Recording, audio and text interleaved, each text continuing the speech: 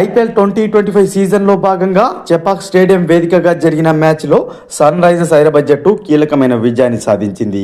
CSK పైన 5 వికెట్ల తేడాతో గెలుపొందిన సన్ రైజర్స్ జట్టు చెపాక్ స్టేడియంలో 12 ఏళ్ల తర్వాత విజయాన్ని అయితే నమోదు చేసింది. ఈ విజయంతో హైదరాబాద్ జట్టు ప్లే ఆఫ్ ఆశలు సజీవంగా నిలవగా ఈ ఓటమితోటి సిఎస్కే జట్టు దాదాపుగా ప్లే ఆఫ్ రేస్ నుంచి అయితే నిష్క్రమించింది. మొదట హైదరాబాద్ జట్టు బౌలర్స్ విజృంభించడంతో సిఎస్కే 19.5 ఓవర్లలో 154 పరుగులకు అయితే ఆల్అౌట్ అయింది. సిఎస్కే టీంలో డెవాల్డ్ బ్రేవిస్ 42 రన్స్తో టాప్ స్కోరర్గా నిలిస్తే దీపక్ కూడా 22 రన్స్, అదేవిధంగా ఆయుష్ మాత్రే 30 రన్స్తో రాణించారు.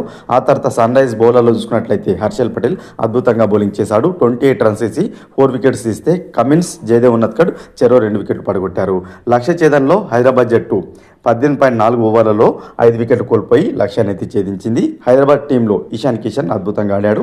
34 బాల్స్లోనే 44 రన్స్ చేసి ఆకట్టుకోగా ఇతనికి తోడుగా కమిందు మెండిస్ 32 రన్స్ చేయగా చివరిలో నితీష్ కుమార్ రెడ్డి విలువైన పరుగులు చేశాడు. 13 బాల్స్లోనే 19 రన్స్ చేసి హైదరాబాద్ జట్టు విజయంలో కీలకమైన పాత్ర అయితే పోషించాడు.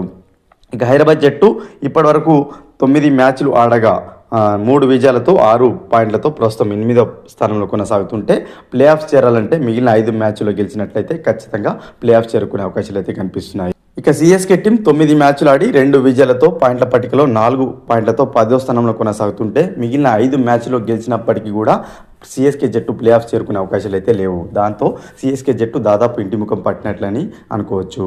ఫ్రెండ్స్, ఈ వీడియో కనుక నచ్చినట్లయితే లైక్ చేసి షేర్ చేయండి ఫ్రెండ్స్.